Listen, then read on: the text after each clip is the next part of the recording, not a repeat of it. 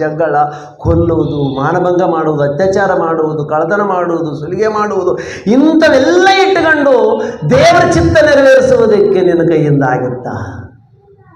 ಇವೆಲ್ಲವನ್ನು ತೆಗೆದುಹಾಕಿ ದೇವರ ಸಂಕಲ್ಪ ಏನಂತ ಆಲೋಚನೆ ಮಾಡಬೇಕು ನಾವು ಮೊದಲು ಪ್ರಿಯರೇ.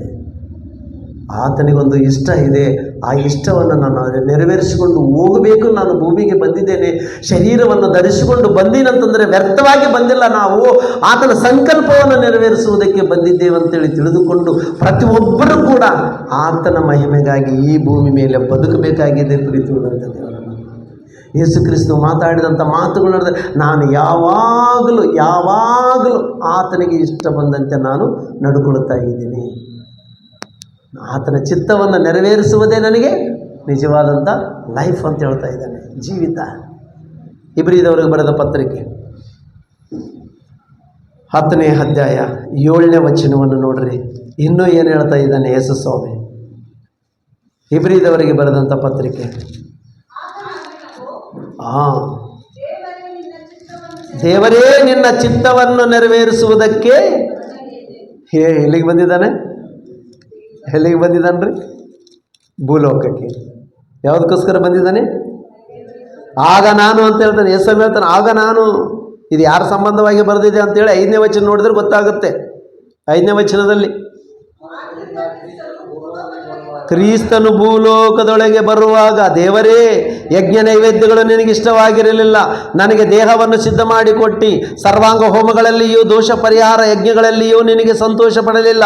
ಆಗ ನಾನು ಇಗೋ ದೇವರೇ ನಿನ್ನ ಚಿತ್ತವನ್ನು ನೆರವೇರಿಸುವುದಕ್ಕೆ ಬಂದಿದ್ದೇನೆ, ಗ್ರಂಥದ ಸುರುಳಿಯಲ್ಲಿ ನನ್ನನ್ನು ಕುರಿತು ಬರೆದಿದೆ ಎಂಬುದು ಹೇಳಿದನು ಅನ್ನುತ್ತಾನೆ. ಧರ್ಮಶಾಸ್ತ್ರದ ಪ್ರಕಾರ ಸಮರ್ಪಣೆಯಾಗುತ್ತಾ ಬರುವ ಯಜ್ಞ ನೈವೇದ್ಯಗಳನ್ನು, ಸರ್ವಾಂಗ ಹೋಮಗಳು, ದೋಷ ಪರಿಹಾರ ಯಜ್ಞಗಳು ನಿನಗೆ ಇಷ್ಟವಾಗಿರಲಿಲ್ಲ, ನೀವು ಅವುಗಳಲ್ಲಿ ಸಂತೋಷ ಪಡುವುದೂ ಇಲ್ಲ ಎಂದು ಮೇಲೆ ಹೇಳಿದ ತರುವಾಯ ಇಗೋ ನಿನ್ನ ಚಿತ್ತವನ್ನು ನೆರವೇರಿಸುವುದಕ್ಕೆ ಬಂದಿದ್ದೇನೆ ಎಂದು ಹೇಳಿದ್ದಾನೆ ಎಂಬುದಾಗಿ ಹೇಳ್ತಾ ಇದೆ.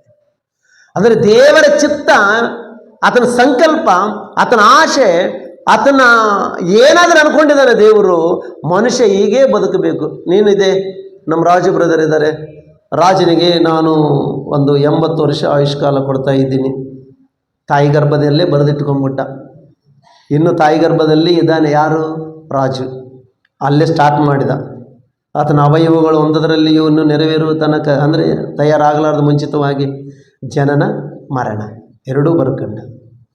ಇವಾಗ ಹೋಗ್ಬೇಕು, ಮತ್ತೆ ಇಷ್ಟು ಕಾಲಕ್ಕೆ ನೀನು ರಿಟರ್ನ್ ಆಗಿ ಬರಬೇಕು. ಹೌದಾ? ಈ ಮಧ್ಯದಲ್ಲಿ ಏನು ಮಾಡಬೇಕು? ಈಗೋ ನೀನು ಇದು ಮಾಡಬೇಕು, ಇಂಥ ಕಾರ್ಯಗಳು ಮಾಡಬೇಕು, ಇದರಂಗೆ ನಡಿಬೇಕು, ಇದರಂಗೆ ಬದುಕಬೇಕು, ಹೀಗೆ ನೀನು ಜೀವನ ಸಾಗಿಸಬೇಕು. ಇದು ಆತನು ಬರೆದಿಟ್ಕೊಂಡಿರ್ತಕ್ಕಂಥ ಲಿಸ್ಟ್. ಜನನ ಆಯಿತು, ಬೆಳೆದಿವಿ, ದೊಡ್ಡವರಾದೀವಿ, ಜನದ ಪರಮಾರ್ಥ ಮರೆತು ಬಿಟ್ಟಿವಿ, ದೇವರ ಸಂಕಲ್ಪ ಮರೆತು ಬಿಟ್ಟಿವಿ, ನಮ್ಮದೇ ಆದದ್ದು ಒಂದು ಇಷ್ಟ ಬಂದ್ಬಿಡ್ತು ನಮಗೆ. ಅದು ಎಲ್ಲಿಂದ ಬಂತು? ಅದೆಲ್ಲಿಂದ ಬಂತು? ಅದು ನಮ್ಮ ಲೀಸ್ಟ್ನಲ್ಲಿಲ್ಲ, ದೇವರು ಬರ್ಕೊಂಡ ಲೀಸ್ಟಲ್ಲಿ ಅದಿಲ್ಲ. ನನ್ನ ಇಷ್ಟ ಅಂತಕ್ಕಂಥ ಪದ ದೇವರ ಲಿಸ್ಟಲ್ಲಿ ಇಲ್ಲ. ಅದು ದೇವರ ಲಿಸ್ಟಲ್ಲಿ ಏನಿದೆ? ದೇವರ ಇಷ್ಟನ್ನು ನೆರವೇರಿಸಬೇಕಾಗಿದೆ. ಯೇಸು ಕ್ರಿಸ್ತ ಹೇಳ್ತಾ ಇದ್ದಾನೆ, ಇಗೋ ದೇವ ನಾನು ಈ ಲೋಕಕ್ಕೆ ಬಂದಿದ್ದೇನೆ, ಯಾವುದಕ್ಕೋಸ್ಕರ? ನಿನ್ನ ಚಿತ್ತವನ್ನು ನೆರವೇರಿಸುವುದಕ್ಕಾಗಿ ನಾನು ಬಂದಿದ್ದೇನೆ ಅಂತ ಹೇಳ್ತಾನೆ. ಅಂದರೆ ನೀನು ದೇವರ ಚಿತ್ತವನ್ನು ನೆರವೇರಿಸುವುದಕ್ಕೆ ಬಂದಿದ್ದೇವೆ. ಮತ್ತು ನನ್ನ ಇಷ್ಟ ಅನ್ನೋದು ಎಲ್ಲಿಂದ ಬಂತಿದ್ದು? ಯಾರು ಈ ಅಕ್ಷರಗಳನ್ನು ತಿದ್ದಿ ಕೊಟ್ಟಿದ್ದು ನಮಗೆ? ನಿನ್ನ ಚಿತ್ತ ಅನ್ನೋ ಬದಲು ನನ್ನ ಇಷ್ಟ ಅನ್ನೋಂಥ ಪದ ಎಲ್ಲಿಂದ ಬಂತು? ಅವನಿದನಲ್ಲ ಮೂಲ ಪುರುಷ. ಯಾರು? Villain, universal villain. ಏನು ಹೇಳ್ದವನು? ಅವನೇ ಆಶೆ ಪಟ್ಟ ನನ್ನ ಇಷ್ಟ ನೆರವೇರಿಸ್ಕೊಳ್ಬೇಕು ಪರಲೋಕದಲ್ಲಿ ಅನ್ಕೊಂಡವನು. ನನಗೊಂದು ಇಷ್ಟ ಇದೆ, ಏನು? ಆ ದೇವರು ಕೂತುಕೊಳ್ಳುವಂಥ ಸಿಂಹಾಸನದ ಮೇಲೆ ನಾನು ಎಂದಾದರೂ ಒಂದಿನ ಕೂತ್ಕೊಳ್ಳೇಬೇಕು. ಅದು ನನಗೆ ಆಶಾ, ಅದು ನನಗೆ ಇಷ್ಟ, ಅದನ್ನು ನೆರವೇರಿಸಿಕೊಳ್ಳಬೇಕು ಅಂತೇಳೇ ಅಲ್ಲಿ ಅವನಿಗೆ ಹುಟ್ಟಿತು. ಅಲ್ಲೇ ಭೇದವನ್ನು ಸೃಷ್ಟಿ ಮಾಡಿದ, ಅಲ್ಲೇ ಕೆಲವು ದೂತರನ್ನು ತನ್ನ ಕಡೆಗೆ ತಿರುಗಿಸಿಕೊಂಡ, ದೂತರ ಮೇಲೆ ಯುದ್ಧಕ್ಕೆ ಸಿದ್ಧನಾದ ಪ್ರಿಯರೇ ಅವನು. ಅಲ್ಲಿ ಹುಟ್ಟಿರ್ತಕ್ಕಂಥ ನನ್ನಿಷ್ಟ ಎಂಬ ಶಬ್ದ ಭೂಮಿಗೆ ಬಂದು ಅವನಿಗೆ ಅಲ್ಲಿ ಪರಲೋಕದಲ್ಲಿ ಯೋಗ್ಯತೆ ಆಗಲಿಲ್ಲ, ಅವನು ತಳ್ಳಿಬಿಟ್ಟ, ಭೂಲೋಕದ ಮೇಲೆ ಬಿದ್ದ. ಇಲ್ಲಿ ಇರ್ತಕ್ಕಂಥ ಮನುಷ್ಯರನ್ನು ಹಿಡ್ಕೊಂಡಿದ್ದಾರೆ. ದೇವರಿಲ್ಲ, ಯಾರಿಲ್ಲ, ನಿನ್ನ ಇಷ್ಟ ಬಂದಂತೆ ಬದುಕು, ಎಂಜಾಯ್ ಯುವರ್ ಲೈಫ್ ಅಂದ್ಬಿಟ್ಟ ಆಯ್ತು. ಎಂಜಾಯ್ ಮಾಡೋ, ಯಾರು ಇಲ್ಲ. ನಾನು ಹೇಳ್ತಾ ಇದ್ದೀನಿ ನೋಡು, ನಿನಗಂತೂ ಇನ್ನು ಯಾರು ಇಲ್ಲ.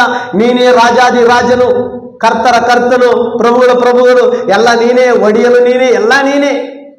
ಮೆರಿ ಈ ಭೂಲೋಕದಲ್ಲಿ ಅಂದ್ಬಿಟ್ಟ. ಅದು ದೇವ್ರನ್ನ ಹೇಳಿದ್ದೇನೆ, ನೀನು ಮೆರಿ ಈ ಲೋಕದಲ್ಲಿ, ಅದು ನನ್ನಿಷ್ಟದಂತೆ ಮೆರಿ ಅಂತಾನೆ ದೇವರು. ಇವನೇನು ಹೇಳ್ತಾನೆ, ಯಾರು ಇಷ್ಟ ನೆರವೇರಿಸಿದ್ರೆ ಏನು ಪ್ರಯೋಜನ ಇಲ್ಲ, ನಿನ್ನಿಷ್ಟ ನೆರವೇರಿಸ್ಕೊಂಡ್ರೆ ನೀನು ಸುಖ ಅನುಭವಿಸ್ತಾ ಇದ್ದೀಯ.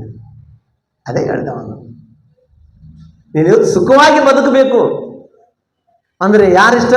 ನಿನ್ನಿಷ್ಟ ನೀನೇ ನೆರವೇರಿಸ್ಕೋ ಅಂತ ಹೇಳ್ಬಿಟ್ಟ. ಅದನ್ನು ಮಾಡ್ತಾ ಇದ್ದೀವಿ ನಾವು ಇವತ್ತು. ದೇವರ ಸಂಕಲ್ಪ ಮರೆತು ಬಿಟ್ಟಿದೆ. ಅದೇ ಜ್ಞಾಪಕ ಮಾಡ್ತಾ ಇದ್ದೇನೆ. ಯೇಸು ಕ್ರಿಸ್ತನು, ಈಗೋ ನಾನು ಬಂದಿದ್ದೇನೆ, ದೇವರೇ ನಿನ್ನ ಚಿತ್ತವನ್ನು ನೆರವೇರಿಸುವುದಕ್ಕೆ ಬಂದಿದ್ದೇನೆ. ನಿಜವಾಗಲೂ ಯೇಸು ಕ್ರಿಸ್ತನನ್ನು ಮಾದರಿಯಾಗಿ ಇಟ್ಟುಕೊಂಡ್ರೆ ನಮಗೆ ಲೋಕದಲ್ಲಿ ಯಾರ ಬಳಿಗೆ ಹೋದರೂ ಯಾವುದೋ ಒಂದು ಲೋಕದ ಹವ್ಯಾಸ, ಲೋಕದ ಚಟ ಮನುಷ್ಯನಿಗೆ ಇದ್ದೇ ಇದೆ. ಒಂದ್ಸಲ ಇಮನುವೇಲ್ ಬ್ರದರ್ ನೋಡ್ತಾರೆ, ಬೇಡ ಬೇಡ ಬೇಡ, ಅವನಲ್ಲಿ ಯಾವುದೋ ಒಂದು ಇದ್ದೇ ಇರುತ್ತೆ, ಬೇಡ. ಅವನು ರಾಮು ಬ್ರದರ್ ನೋಡ್ತಾರೆ, ಬೇಡ ಬೇಡ, ಯಾರು ಇವರು, ಯಾರನ್ನ ಬೇಡ.